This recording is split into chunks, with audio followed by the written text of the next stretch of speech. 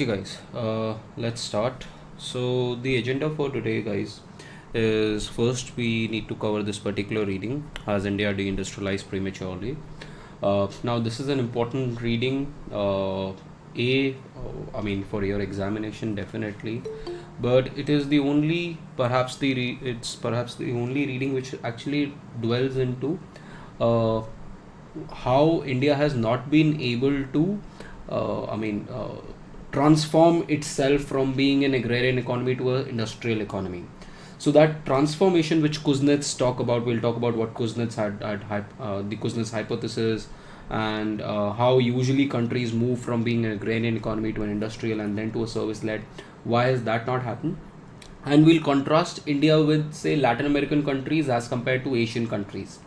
So अगर आप in general देखोगे कि वर्ल्ड में डेवलपमेंट कैसे होता है, अगर आप डेवलपमेंट का पैटर्न देखोगे तो डेवलपमेंट का पैटर्न इस तरीके से होता है that countries move from being an agrarian economy to a service led economy. So usually agrarian economies से सर्विस लेड इकोनॉमीज बनती हैं, एग्रेरियन इकोनॉमीज से इंडस्ट्रियल इकोनॉमीज बनती हैं एंड इंडस्ट्रियल इकोनॉमीज से सर्विस लेड इकोनॉमीज बनती हैं. ठीक है. So, and when this transformation happens throughout the world, what we have seen in history, almost every country has gone through this transformation. And this phase for the developed countries that you are seeing right now, European countries देख लो, America देख लो, जो भी आप countries देखोगे, उन सब ने यहाँ पर एक some sort of, अगर प्री वर्ल्ड वॉर 2 देखोगे तो इंडस्ट्रियल रेवोल्यूशन से ये प्रोसेस पूरा किया है. ठीक है. एंड पोस्ट वॉर के बाद कुछ कंट्रीज़ ने अपने आप को डेवलप करा है. For example countries like Singapore, Taiwan, China आज की डेट के अंदर इन सब ने भी सिमिलर पाथ लिया है where they have move from agrarian economies to industrial economies. Whereas in case of India, what we have done is that especially after 1991, we are seeing that we have directly moved from this agrarian phase to service-led phase. In the last class, I gave you the example that 1989-1990 was perhaps the watershed time where immediately हमारा agriculture का जो share था 38-39% था, service sector का share जो था 38-39% था, और उसके बाद से जितना लूज एग्रीकल्चर ने किया उतना ही सर्विस सेक्टर ने गेन किया. So why has that happened? So what we are going to talk about if you want the gist of the reading says that India may not have deindustrialized. I'll talk about what deindustrialization is, but the gist is कि India के अंदर deindustrialization नहीं हुआ, but India के अंदर industrial stagnation जरूर हुआ है. Now what is this deindustrialization? Now what we have seen in case of Latin American countries is that जब इन्होंने ये लिबरलाइजेशन की पॉलिसीज़ फॉलो करी थी. So to give you that context कि ये लिबरलाइजेशन की पॉलिसीज़ क्या थी. दी पॉलिसीज़ अब 1990s के अंदर क्या हुआ था, 1990s के अंदर इंडिया ने तो लिबरलाइजेशन की पॉलिसी फॉलो करी थी, बट उससे पहले 1980s के अंदर ही there was this new phenomena in the world called as either you can, there are multiple names to it. This is also called as new public management. Again, this thing is not given in your reading, I'm just giving you the context first. Then इसी का नाम आप new liberal reforms भी बोलते हो, और इसी को आप कई बार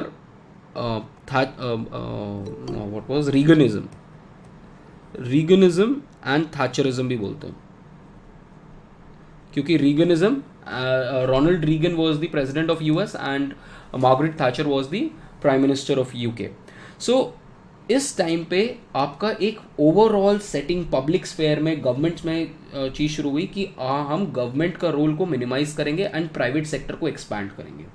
ठीक है. उससे पहले किनेजियन पॉलिसीज चलती थी थ्रू आउट दी वर्ल्ड की, जहाँ पर आपका गवर्नमेंट का रोल बहुत ज़्यादा होता था, बट यहाँ से ये जो क्लासिकल रोल आया कि अच्छा लेजर फेयर हो, गवर्नमेंट का रोल कम हो, मार्केट्स को लेट मार्केट्स प्ले, वो सारा स्कूल ऑफ थॉट वापस आना शुरू हुआ था. और इसी की पॉलिसीज 1980s के अंदर एंड 1991 के अंदर these developing countries including India, developing countries plus LDCs ने, इन सब ने ये अडॉप्ट किया. ठीक है. Now this was adopted under the major of IMF एक मेजर देता था what is called as Washington consensus. Washington consensus के अंदर क्या था? वॉशिंगटन कंसेंसस के अंदर IMF ये अपनी एक वो देता था कि ये हमारी कुछ प्रोविजंस हैं जो आपको फॉलो करने हैं, हमें मार्केट ओरिएंटेशन आपकी इकोनॉमी को करना है, और उसी के according you had this liberalisation and privatisation, globalisation के reforms. So throughout the world countries had followed these policies कि IMF दे रहा ठीक ही होगा. However, what had happened with these LDCs and with a lot of these Latin American countries is, rather than transforming from being an agrarian economy, उनका जो existing जो manufacturing base था वो completely ख़त्म हो गया. क्यों? क्योंकि they could not withstand the pressures of the globalization की बाहर की MNCs के साथ. अब कहाँ कोई compete, कहाँ Amazon के साथ कोई compete कहाँ कर पाएगा? इंडिया का मार्केट इतना बड़ा है और इंडिया के जो हमारे गवर्नमेंट है वो डोमेस्टिक प्लेयर्स को फेवर करती है, नहीं तो अमेजोन जैसे प्लेयर्स इंडिया के अंदर किसी और प्लेयर को एग्जिस्ट ही ना करने दें. So but what had happened in these countries was that these foreign players were basically wiping out the entire manufacturing, और these countries became actually import dependent. इनका खुद का मैन्युफैक्चरिंग बेस जो है वो completely ख़त्म हो गया. So what they faced is called as deindustrialization. So what is this deindustrialization? Technical terms में deindustrialization is when the share, there are two things, the share of manufacturing या industries भी ले सकते हो, industries is a superset of manufacturing, either this in GDP goes down or in employment goes down. सो अगर आपका employment का share जो है वो टोटल वर्कफोर्स में जो इंडस्ट्री से आ रहा है वो शेयर गिर रहा है, या फिर अगर जीडीपी के अंदर वो शेयर गिरना शुरू हो जाता है, अगर वो गिर रहा है तो उसको हम डी इंडस्ट्रियलाइजेशन बोलते हैं. So this is the definition of deindustrialisation. And a lot of countries, as I told you, Latin American countries and some African countries had faced this because of the following of these LPG and these neoliberal reforms. Now, with all of this in background, what is in India's context, what has been our experience? So this is what this reading tries to answer. What is India's experience with respect to the neoliberal reforms? How have we fared? And what we will see is that we have in our case, और ये reading क्या कर रही है? ये reading तीन levels पे discussion करती है. एक ये national level पे discussion करेगी, what has happened at the national level. एक ये state level पे करेगी, एंड एट थर्ड लेवल जो होगा वो डिस्ट्रिक्ट लेवल पे करेंगे. And our conclusion will be that, our conclusion from the entire reading will be that India has not deindustrialised yet. बहुत इंपॉर्टेंट टर्म है that we have not yet deindustrialised. ठीक है, but we are right now at the crossroads where while we have not deindustrialized, we have completely stagnated as well. Stagnation है. There are elements of some kind of positive picture when we see some district data, but apart from that, overall, yes, Ritik, I'll be uploading this particular video on YouTube. So, but overall, what has happened in the last 30 odd years is that we are facing industrial stagnation, where the share of industries and the share of manufacturing has completely stagnated in the GDP. To give you the context of this, 1991 के अंदर manufacturing का share GDP में 16% था. आज 2022 में भी manufacturing का share 16% ही है. So which shows that आपका GDP बढ़ रहा है, तो that means मैन्युफैक्चरिंग बढ़ रहा है, but it is only keeping pace with the growth in GDP.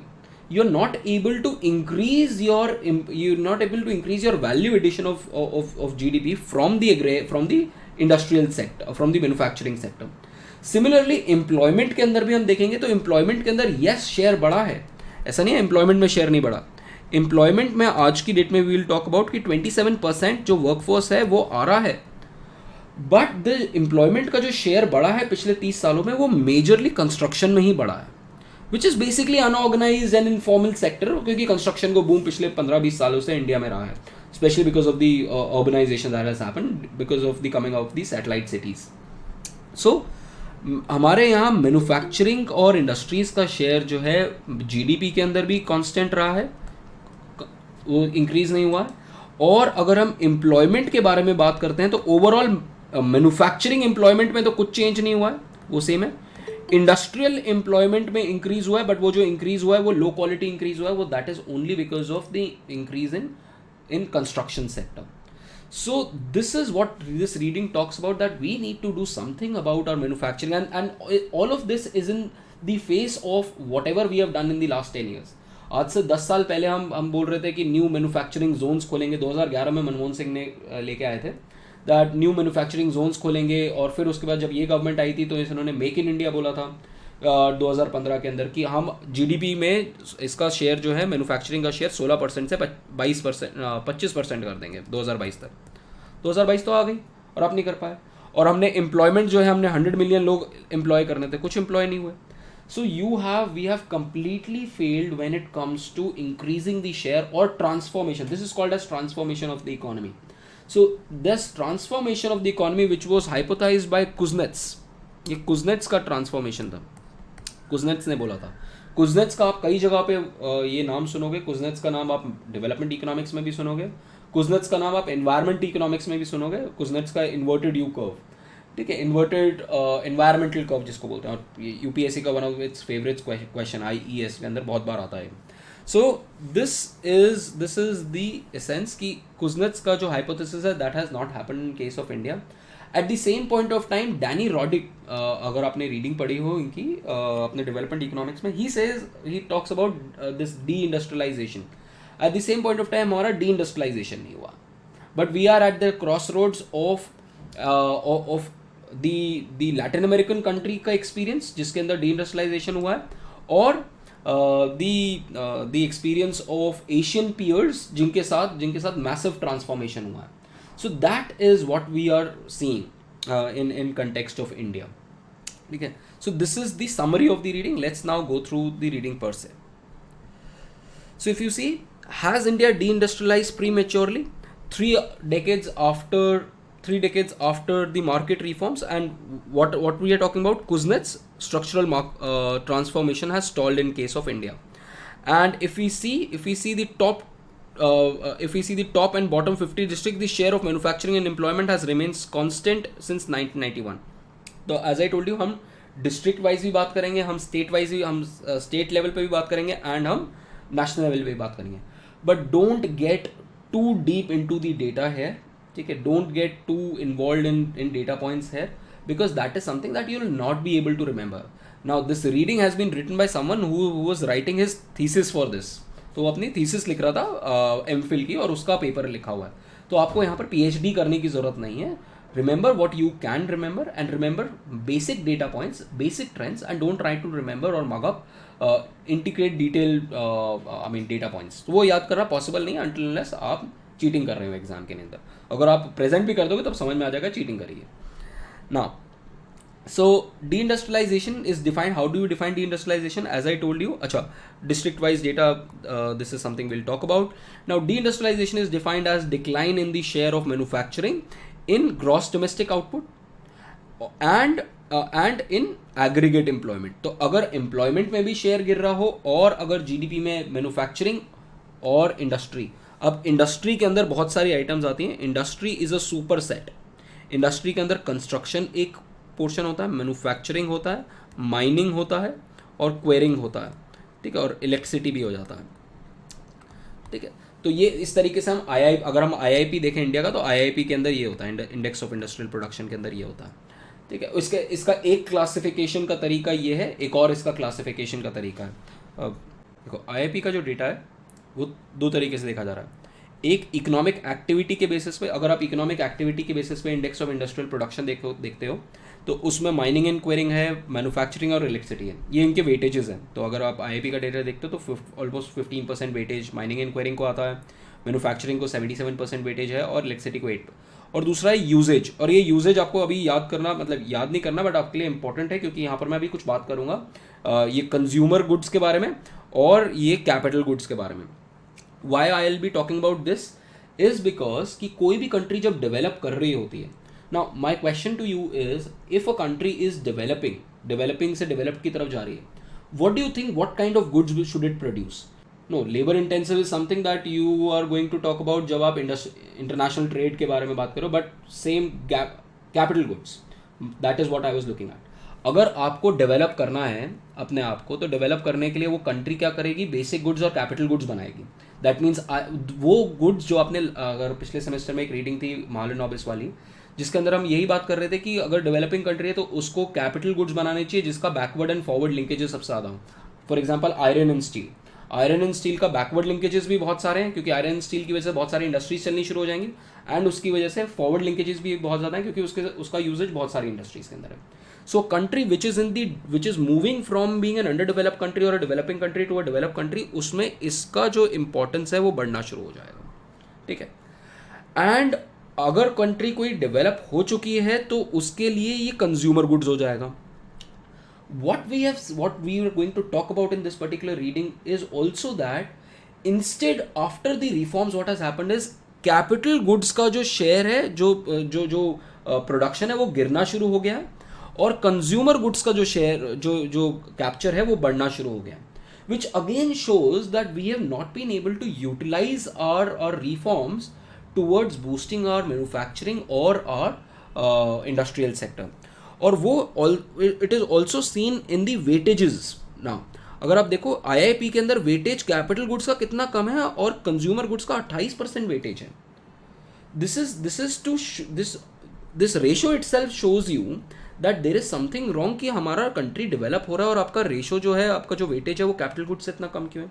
So this is usage based IIP and that was activity based IIP. तो इसका रेलेवेंस अभी वापस आएगा जब हम रीडिंग के अंदर बात करेंगे.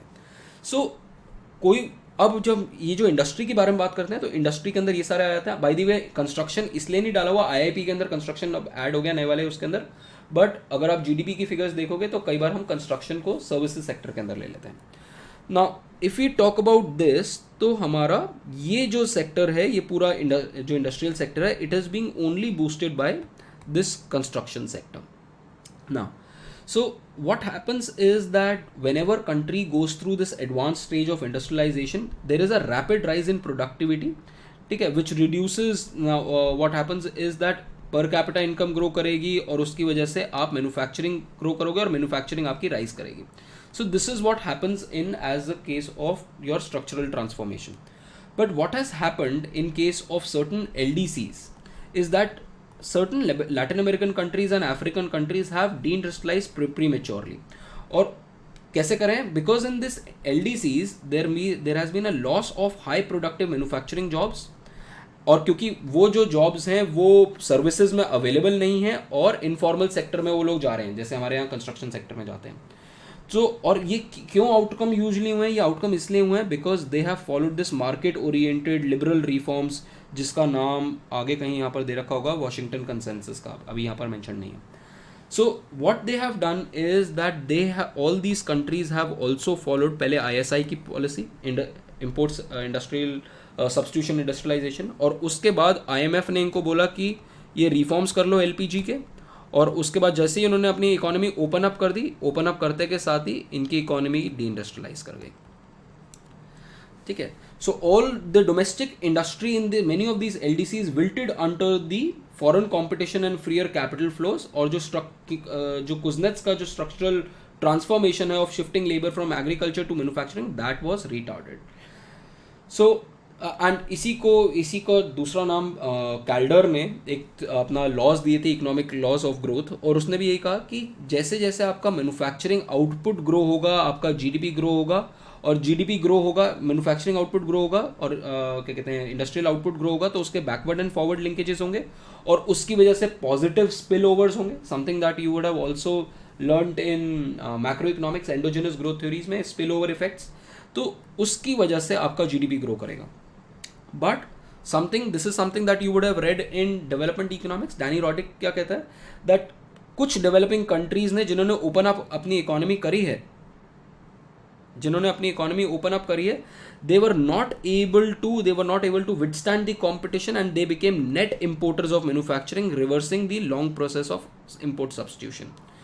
और क्योंकि प्राइस वॉर्स में भी नहीं जीत सकते, क्योंकि आप सपोज आप अमेजोन के साथ अगर वॉर कर रहे हो तो आप कहीं स्टैंड ही नहीं कर सकते। आप $2 ट्रिलियन की एक पूरी बीहेमॉथ के साथ कैसे आप क्या कहते हैं compete भी कर सकते हो।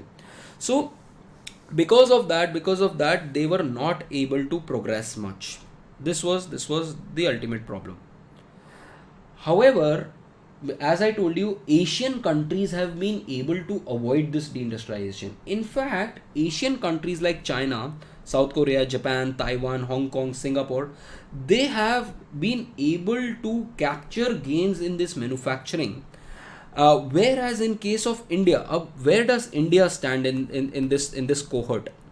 India does not stand anywhere, because India का जो शेयर है वो 2007 में भी 2.5% वर्ल्ड इंडस्ट्रियल आउटपुट का था और 2017 में भी वही था। As compare to that China के अंदर जो रेवोल्यूशन लेके आया 1979 के अंदर माओ जेडोंग, उसके बाद से चाइना और इंडिया का शेयर मैन्युफैक्चरिंग का सिमिलर था वर्ल्ड इंडस्ट्रियल आउटपुट में, बट चाइना ने एकदम से लीप फ्रॉग कर लिया उसकी वजह से, और पिछले 40 सालों के अंदर चाइना अब 25% ग्लोबल मैन्युफैक्चरिंग आउटपुट करता है इंडस्ट्रियल उसका, and that is why China is called as the industrial hub और या वर्ल्ड का फैक्ट्री बोलते हैं। So this is what has happened. Where as India ने कहाँ पर, अगर आप ये रेवोल्यूशन देखो तो इंडिया ने कहाँ पर गेन किया है, India has gained in the service sector. So it was touted as that while China has become world's industry, India has become world's back office in terms of providing those BPO services. But the problem is that BPO services will not create those enough jobs, will not create that vibrancy, it will not create that positive and positive externality effects or spillover effects so that your GDP consistently grows, और वो transformation जो आपको चाहिए वो नहीं हो पाएगा। So this is where India has failed to capture this particular increase. Now, और अब अगर आप पोस्ट 2008-2009 देखो तो अब ट्रेड वॉर्स चल रहे हैं, अब हर कंट्री अल्ट्रा नेशनलिस्टिक हो रहा है। सिर्फ इंडिया नहीं है जो आत्मनिर्भरता की बात कर रहा है, हर कंट्री अपना प्रमोट करना शुरू। सो दैट WTO नॉर्म कि हाँ हम एक रूल बेस्ड ट्रेड सिस्टम लाएंगे, वो सब खत्म हो गया। आज की डेट में सारे अपना अपना ग्रुपिंग्स बना रहे हैं छोटे छोटे अपने अपने एरियाज़ की, और सारे अपना सेल्फ जो अपना प्रोटेक्शन है अपने वो मेजर्स बढ़ा रहे हैं। सो दैट इज़ वो US भी कर रहा है, जब for example make America great again वाली सारे स्लोगन्स, वो ब्राज़ील भी कर रहा है, वो चाइना भी कर रहा है, तो सारी कंट्रीज अब ट्रेड वॉर्स के अंदर हैं। एज आई टोल्ड यू, ये देखो, ये मैं बोल रहा था कि इससे पहले हम नेशनल मैन्युफैक्चरिंग पॉलिसी भी लेके आए थे 2011 के अंदर, उसके बाद भी कुछ नहीं हुआ, और उसके बाद उसी का नाम चेंज करके NDA गवर्नमेंट ने लेके आए इसको मेक इन इंडिया पॉलिसी और नेशनल मैन्युफैक्चरिंग पॉलिसी, ये मैं बताया ना 2012 सॉरी। तो पॉइंट वही था कि 2022 तक आप GDP में मैन्युफैक्चरिंग का शेयर 25% करोगे, बट 25% छोड़ो, आज की डेट में 14% हो गया और गिर गया है कोविड के बाद में। अब जो हम अगर आपने पहली रीडिंग मेरी सुनी हो उसके अंदर अरविंद पनगरिया वाली, तो उसके अंदर मैंने बताया कि अरविंद पनगरिया का आर्टिकल यही कहता है स्टॉल्ड ग्रोथ का, कि India might now be on its way of deindustrialisation, क्योंकि पिछले 2-2.5 सालों में हम देख रहे हैं कि मैन्युफैक्चरिंग का शेयर एक्चुअली गिर रहा है। सो वी माइट, जब नया डेटा आएगा तो पता चलेगा कि क्या has India D industrialise in the last 3-4 years. But what definitely has happened is that we have definitely not gone towards industrialization. We have stalled, हमारा जो इंडस्ट्रियल जो ग्रोथ है वो स्टॉल कर गया completely. So has India prematurely deindustrialized? We'll talk about that after embracing the reforms.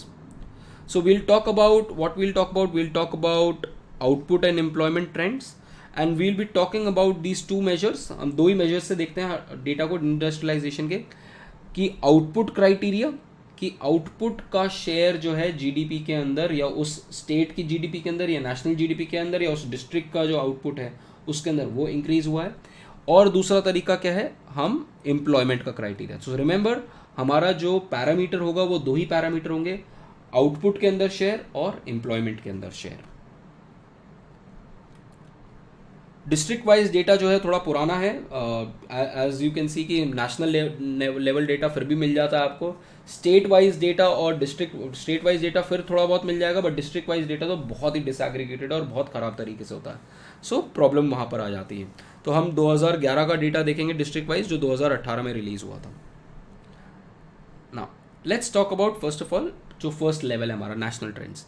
National trends तो देखें तो जो मैंने आपको बताया कि जीडी इंडस्ट्री का शेयर जो है और मैन्युफैक्चरिंग का मैं 16% बता रहा हूँ, तो वो जो शेयर है वो कांस्टेंट रहा है 15-16%। 2019 भी 1990 में भी था और 2012 में भी था और 2022 में भी यही है, ठीक है।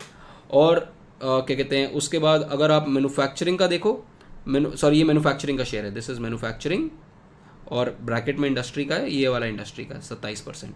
तो ये कांस्टेंट रहे हैं, ये चेंज नहीं हुआ। देन रेशो ऑफ मैन्युफैक्चरिंग, और फिर दो डेटा पॉइंट्स हैं, एक इनके पास सेंसस का डेटा है और एक एनएसएस का डेटा है। यूजली हम एनएसएस का डेटा लेते हैं, बट दोनों ही अगर आप डेटा पॉइंट्स लो तो अगर इंडस्ट्री की बात करूँ, ठीक है, एम्प्लॉयमेंट तो ये तो हुआ आपका जीडीपी, ये हो गया आपका आउटपुट का शेयर। अब आप एम्प्लॉयमेंट का शेयर देखना चाहते हो, अगर आप एम्प्लॉयमेंट का शेयर देखोगे तो एम्प्लॉयमेंट के अंदर इंडस्ट्री के अंदर ये सारे आपके सेक्टर्स आ गए, और इसमें इंडस्ट्री का जो शेयर है एनएसएस के डेटा के अकॉर्डिंग आपका इंक्रीज हुआ है 15% से 24%, ठीक है, बाय 2012 आज की डेट में देखोगे तो अराउंड 26-27% के अराउंड है। और अगर आप सेंसस का डेटा देखोगे तो 16% से 21% है, बट सेंसस का हम एक ही डेटा ले लो वही बहुत है, बट ये डेटा आपको याद रखना जरूरी है। So not every data but this data point you should remember, without coating this data your answers will be incomplete, and without coating this data your answer will be incomplete. तो आपको NSS का data आपको coat करना है। तो 15% से आपका जो शेयर है वो 25% हो गया है, बट रिमेंबर ये जो 25% शेयर हुआ है ये मेजरली कंस्ट्रक्शन के इंक्रीज की वजह से हुआ है। सो the almost the entire account of this sharp increase is because of construction employment, which is unorganized informal employment which does not cater much to meaningful employment. Then state level के बारे में बात करते हैं। अगर हम state level के बारे में बात करें और हम आउटपुट, अगेन पहले हम आउटपुट के बारे में बात करेंगे फिर एम्प्लॉयमेंट के बारे में बात करेंगे। So if you see the employment output का share, then the ratio of manufacturing to the state net state domestic product, जैसे जीडीपी का होता है वैसे स्टेट का भी प्रोडक्ट डोमेस्टिक प्रोडक्ट होता है, तो वो कांस्टेंट रहा है 14 मेजर स्टेट्स के लिए। बट कुछ स्टेट्स के लिए, कुछ स्टेट्स में जैसे for example states like Bihar, Haryana, Karnataka, ये सारे जो स्टेट्स हैं इनमें डी इंडस्ट्रियलाइजेशन भी हुआ है, जहाँ पर एटलीस्ट इन्होंने 1% पॉइंट ऑफ आउटपुट लूज किया है। whereas certain states have also gained, states like Gujarat and Punjab have also gained, but not by much. This data you don't need to remember, but at least you should remember कि कुछ states के लिए ये decrease करा है and 14 states के लिए ये constant रहा है। But in general if you talk about the output, तो output आपका stagnate है, there is no significant data to suggest that there has been any kind of transformation that has happened at the state level. All the data shows at the state level is that there is stagnation. Then similarly employment के अंदर भी हम देखते हैं कि employment के अंदर भी ज़्यादा कोई change नहीं है, ठीक है, major states, कुछ कई states के अंदर change नहीं है। Then coming to district level, तो अब हम third level पे सबसे lowest level पे चले आते हैं। Between 1991 and 2011 what we see is that out of the 362 districts that you have surveyed, 161 have showed a rise in manufacturing employment to total employment by at least 1% point.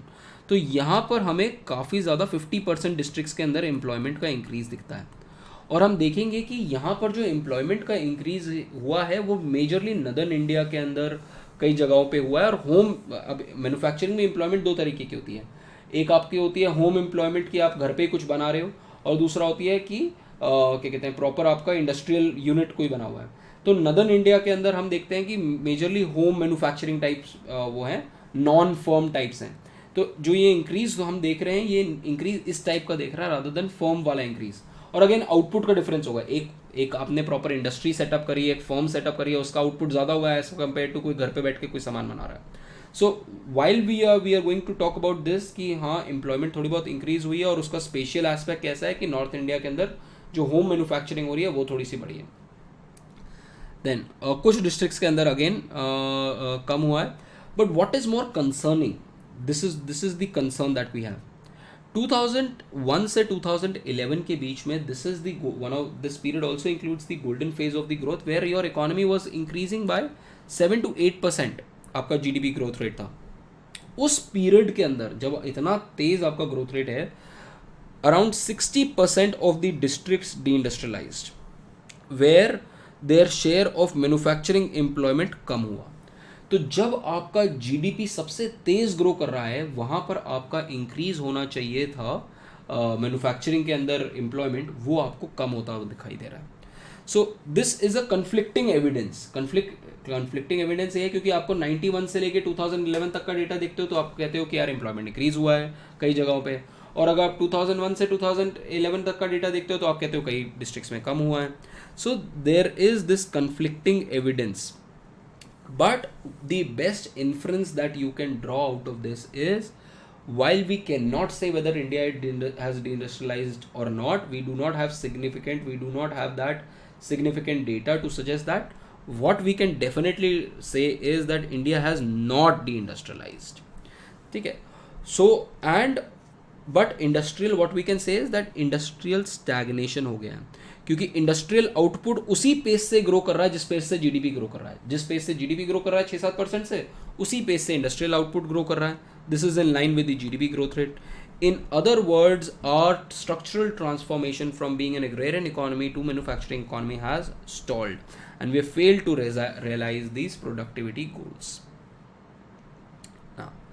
अब उसके बाद stability of this distribution के बारे में बात करते हैं कि अच्छा स्पेशियल एस्पेक्ट क्या है, कौन से डिस्ट्रिक्ट में कैसा आपका आउटपुट इंक्रीज हुआ है.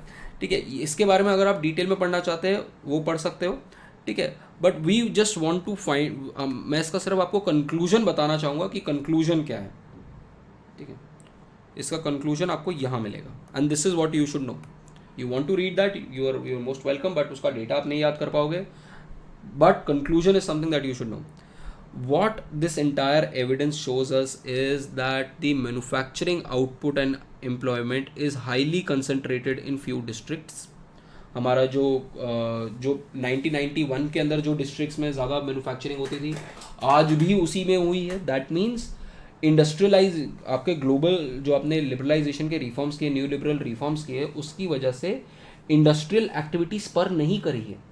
वेराज इन केस ऑफ चाइना अगर आप देखो तो चाइना के अंदर उसके यहाँ सिर्फ 4-5 एसईजी हैं, बट उन 4-5 एसईजी के अंदर सारा मैन्युफैक्चरिंग हो रहा है. सो चाइना के अंदर we can see that there has been a complete transformation कि हिंटरलैंड से मैन्युफैक्चरिंग शिफ्ट होके अब वो कोस्टल एरिया में उसके ईस्टर्न सी बोर्ड पे पहुंच गई है, साउथ चाइना सी पे. बट और इसीलिए उसके बाद बहुत बड़े बड़े ये कंटेनराइजेशन पोर्ट्स आ गए हैं. बट इंडिया के केस में we see that this spatial distribution has not happened. Their dominance, जिनका डोमिनेंस पहले था वो आज भी डोमिनेंट है despite the reforms. So there has been no significant spatial reallocation of industrial activity that is discernible. Whereas this is at variance with case of China, जिसके केस में काफ़ी ज़्यादा चेंज हुआ है, जहाँ पर नदर्न एंड ईस्टर्न प्रोविंसेस के अंदर अब काफ़ी ज़्यादा आपकी ये कंपनीज आ गई. अब ये देखो यहाँ पर आपके ईस्टर्न सी बोर्ड जो मैं आपको बता रहा हूँ, साउथ ईस्टर्न सी बोर्ड जहाँ पर शेंजन है और आपका हांगकॉन्ग है, यहाँ पर अब आपकी मेजर इंडस्ट्रीज सेटअप हो गई हैं. Then the other aspect that I was telling you about industry level पे, तो ये आपका स्पेशियल लेवल का आपका डिस्कशन है. So you can write down here, this is the spatial level discussion. उसका कंक्लूजन आपको पता होना चाहिए. If you want to read all of that you can.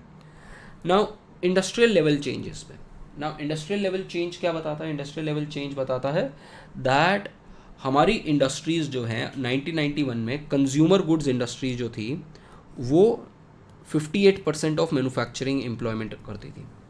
ठीक है, मतलब bulk of manufacturing employment industrial goods ये कंज्यूमर गुड्स कर रहे हैं, टेक्सटाइल प्रोडक्ट्स, लेदर, फुटवेयर, ये सारे प्रोडक्ट्स, और उनका शेयर इंक्रीज़ होके 66% हो गया. और कई कंट्रीज़ और कई स्टेट्स के अंदर ये जो कंज्यूमर गुड्स हैं लेबर इंटेंसिव वो और इंडिया के केस में खैर कंज्यूमर गुड्स जो लेबर इंटेंसिव हैं वो 67% ऑफ मैन्युफैक्चरिंग एम्प्लॉयमेंट होल्ड करते हैं, जबकि उनका शेयर हमने अभी देखा यहाँ पर एक्सेल फाइल में कंज्यूमर गुड्स का शेयर कितना है 28%। आईआईपी में 28% है, बट ओवरऑल मैन्युफैक्चरिंग के अंदर जो इसका पूरा शेयर है कंट्रीब्यूशन जो है वो 67% है, तो विच इज़ नॉट अलाइनिंग, ठीक है। एंड और उसके बाद 1991 के अंदर क्या 1991 के बाद क्या हुआ है कि जो शेयर डिक्रीज हुआ है वो metal and machinery basic metals का हुआ है, मेटल प्रोडक्ट्स का हुआ है, इलेक्ट्रिकल इक्विपमेंट्स का हुआ है, ट्रांसपोर्ट इक्विपमेंट्स का हुआ है, इनका शेयर जो है कम हो गया है। And these are the goods जो आपको अगेन इंडस्ट्रियलाइजेशन करता है आपका।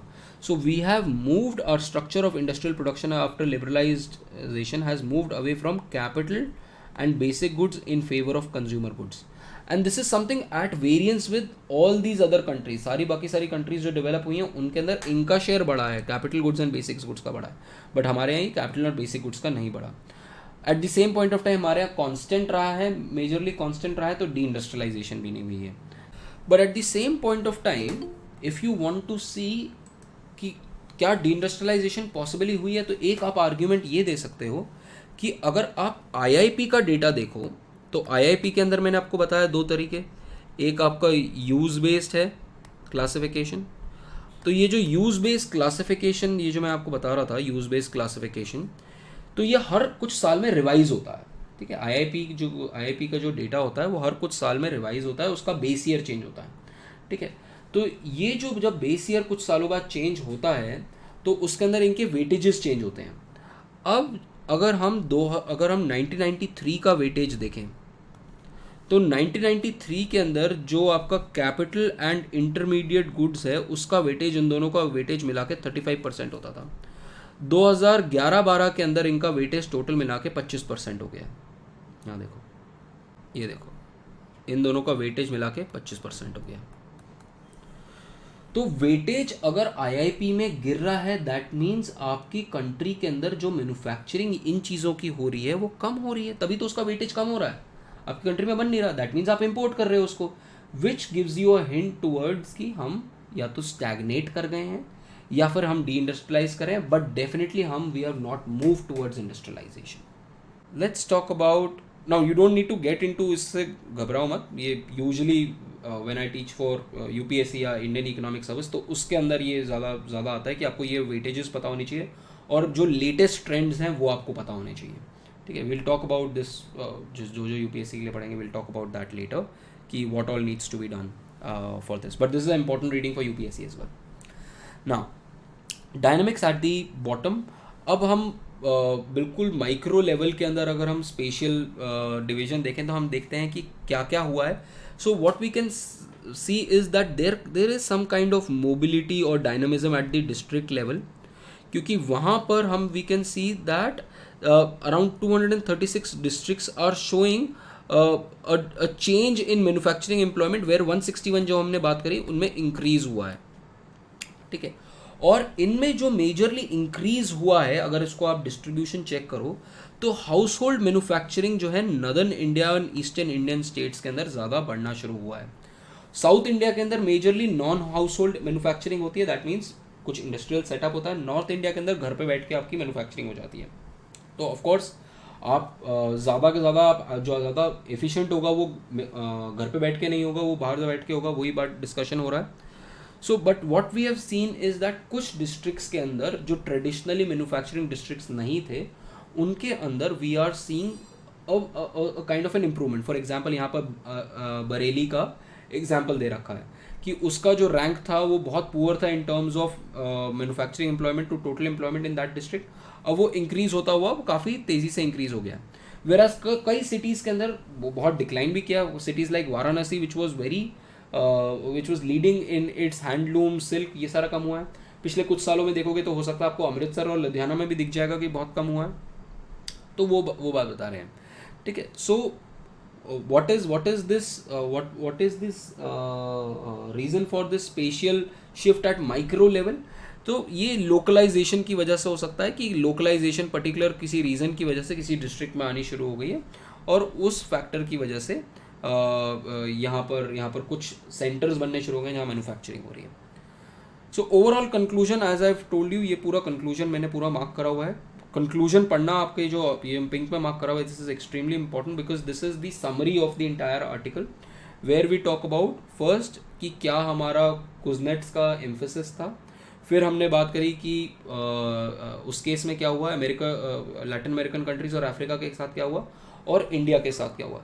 सो to draw a small figure, what we are trying to say is कुछ countries, Latin American countries and African countries जो हैं वो डी इंडस्ट्रियलाइजेशन के पाथ पे गई हैं, कुछ कंट्रीज इंडस्ट्रियलाइजेशन के पाथ पे गई हैं, and we are at this particular crossroad. India stands here. ठीक है, तो मतलब मैंने बहुत बेकार सा वो बनाया है, डायग्राम बनाया है, but again this is how you should do it in your examination, specially अगर यूपीएससी लिखोगे तो इस तरीके से you have to make an impactful kind of a diagram कि इसमें इनफैक्ट डी इंडस्ट्रियलाइजेशन इस तरफ होना चाहिए. तो उस तरीके से एक एक्सेस बना के अच्छा सा एक चार्ट बनाओ which again shows that okay you know the article, you know what we are talking about. So this is the summary of this particular article. तो you just pointed out 2 data points इसमें जो national trends वाले उसमें थे. हाँ, तो national वाले, अच्छा वो वॉशिंगटन कंसेंसस का मुझे मिल गया जो मैं आपको बता रहा था ना, एक सेकंड, ये रहा वॉशिंगटन कंसेंसस जो मैं आपको बता रहा था. हाँ, सो डेटा पॉइंट्स, इस रीडिंग के अंदर data points, let's go through the data points. कौन कौन से याद करना है आपको? ये नेशनल ट्रेंड्स के आपको डेटा पॉइंट्स पता होने चाहिए. ठीक है, जीडीपी के भी, एम्प्लॉयमेंट के भी. एनएसएस के याद कर लो, वही बहुत है, आपको सेंसस की ज़रूरत नहीं है. ठीक है, देन ये अगर आप याद कर पाओ तो बहुत अच्छा है कि कुछ स्टेट्स के अंदर डी इंडस्ट्रियलाइजेशन हुई है बट मेजर स्टेट्स के अंदर कुछ नहीं हुआ. और एक जो डेटा पॉइंट आपको याद अगर रख सकते हो तो डिस्ट्रिक्ट लेवल पे ये एम्प्लॉयमेंट का शेयर 161 का इंक्रीज़ हुआ है आउट ऑफ 362. अगर ये याद कर सकते हो तो बहुत बढ़िया है. और इसमें जो मूवमेंट हुआ है वो मैंने अभी आपको बताया कि नदर्न इंडिया के अंदर थोड़ा ज़्यादा हुआ है, कुछ सिटीज़ का अंदर एम्प्लॉयमेंट हुआ है, but that is because of those micro levels और लोकलाइजेशन इफेक्ट. सो ये आपके मेजर डेटा पॉइंट्स हैं जो आपको याद करने हैं.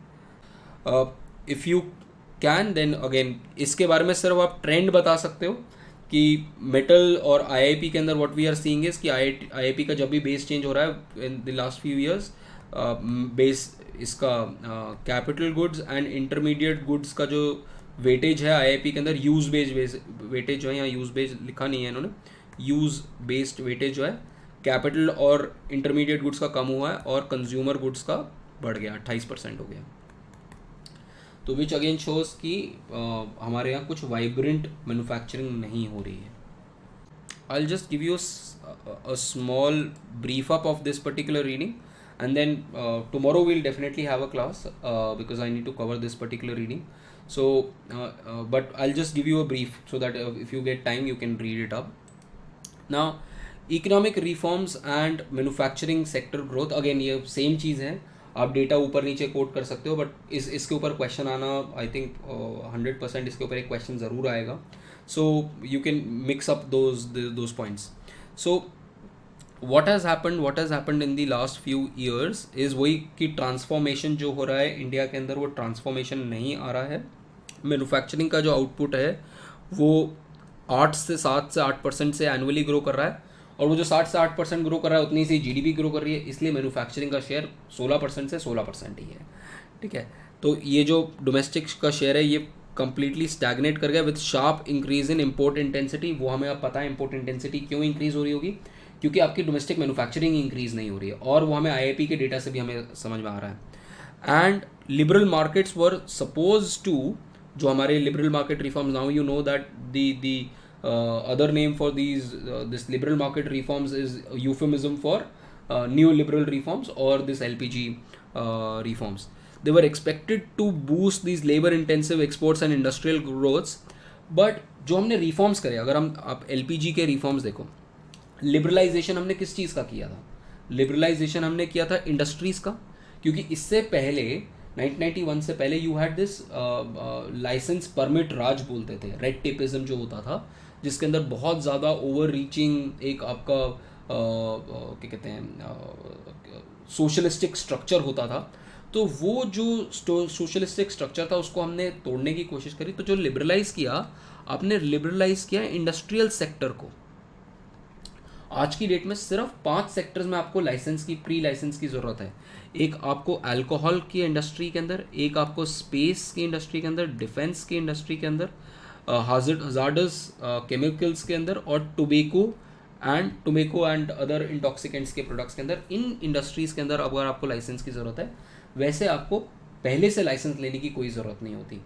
तो और in case of complete monopoly, आज की डेट में सिर्फ एक ही सेक्टर में कंप्लीट मोनोपोली है गवर्नमेंट ऑफ इंडिया की, वो है एटॉमिक एनर्जी के अंदर। बाकी कोई भी सेक्टर, कोई भी ऐसा नहीं रहा जहाँ पर कंप्लीट ऑटोनॉमी हो। सो कंप्लीट मतलब मोनोपोली हो।